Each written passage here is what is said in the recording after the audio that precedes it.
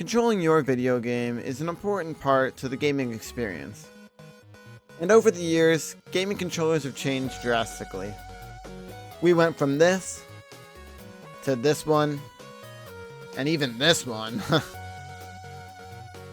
And now we have the more traditional controller. But over the years, there have been some wonky controllers.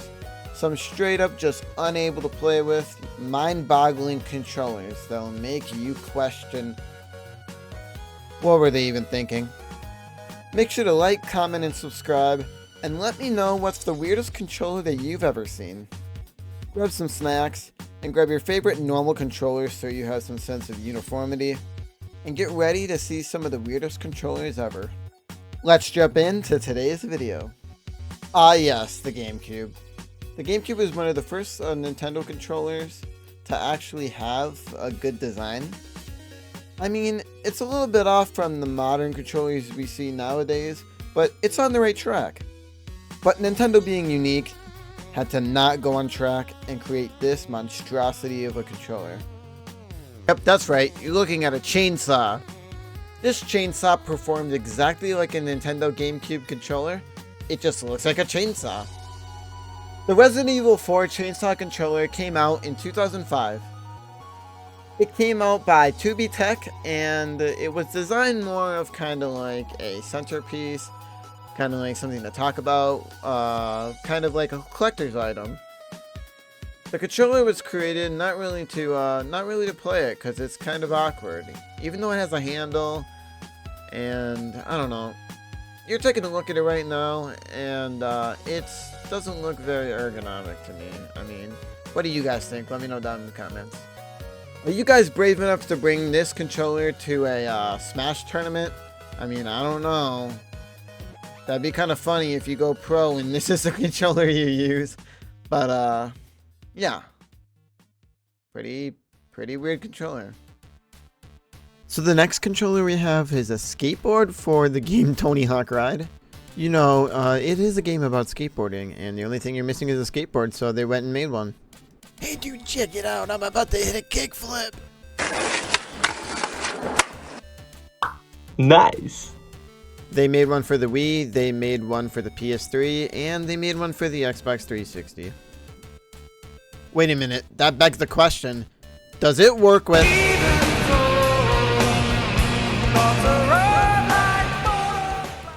Had to cut the music, you know, don't want to get copyrighted. Wait a minute, is the people from Pearl Jam still alive? I don't even, would they even care? I don't think so. Stupid YouTube. But you know what would be so cool is if they could, you could use the controller on Skate 3. You know how cool that'd be? Like, you actually hit a kickflip in your home on your skateboard, and you do a kickflip in the game. Like, it's just, Skate 3 is better than Tony Hawk. Tony Hawk needed to be there for Skate 3. It's like, let me rephrase it. It's like Tony Hawk 1 and 2 walked, so Skate 3 could run. Skate 3 is just an amazing game, but it wouldn't be here without Tony Hawk, so. But that would be amazing if you could use that controller on Skate 3, but wait a minute, let me Google it. Yeah, I couldn't find any information, so if you guys could maybe, if you know, let me know down in the comments. Even flow, like butterfly. Let's get into the next controller.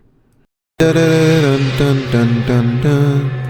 all-new limited edition Capcom Katana for the PS2. Slay demons, slay spirits, and all-new fun by Hori.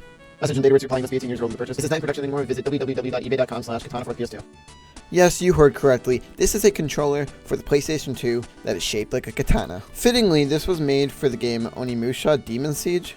This game is kind of like Sekiro. It's a Souls-like game, and it is regarded as one of the best. So, to get the controller to work, you essentially just swing it, and that acts as like a input. Just basically, it acts as like a hitting the X button, hitting the Y button, whatever button, and it does a swing attack in the game. A YouTuber that goes by the name of Lewis64 created a mod for Ghost of Tsushima to get this controller working in it.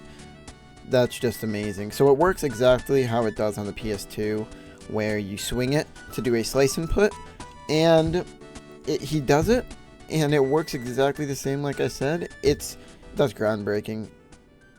I need to buy one. You probably know which one we're talking about next.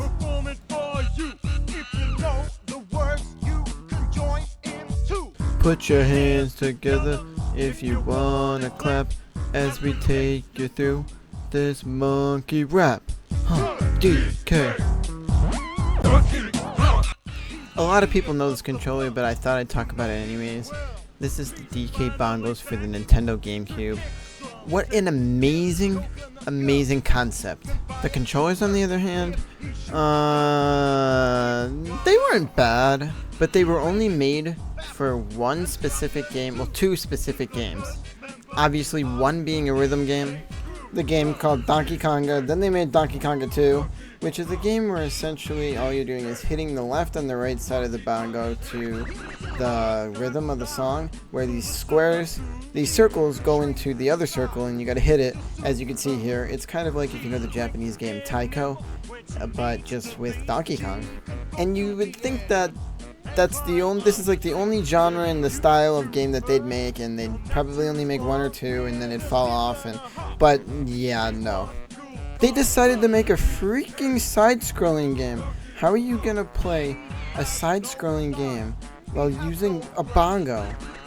But they did it, and it actually doesn't play that bad. You are essentially hitting the left and the right side of the bongo to make Donkey Kong run as you jump in this insane, crazy, silly platformer. And at the end there are boss fights, and you have to hit the bongos in like a timed rhythm, or you have to hit them in just various different ways to be able to defeat the bosses. And I think it's very interesting. But they did make this game for the Wii if you are not inclined to use the GameCube bongos, if you don't have it. And there's been a few people who have used this controller to play some weird games like Demon Souls. They even use this controller to play ranked Rainbow Six Siege? Conga Siege? Nonetheless, these GameCube bongo controllers are really cool, and I think that Nintendo was really innovating when they made these. They were thinking outside the box, and they were a smash hit. I used to have a pair as a kid, but if you watched my last video, my mom gave them to the local thrift shop, and I do not have them any longer. But I am going to buy a new pair because I want this. I need them. Well guys, this is the end of the video. I hope you like, comment, and subscribe, and ring-a-ling that ding-a-ling bell so you never miss a video from yours truly, Joshman Jones. But most importantly, I hope you learned that there are some weird and wacky controllers. Some of them are cool, some of them are just useless, but the controllers we have today haven't been changed in a while, haven't been reinvented, because they just work. So don't take for granted the Xbox One, the PlayStation 5, the Nintendo Switch controller, because they just work. But let me know what your favorite controller is down in the comments, because I would love to know. And keep gaming with that Joshman flow.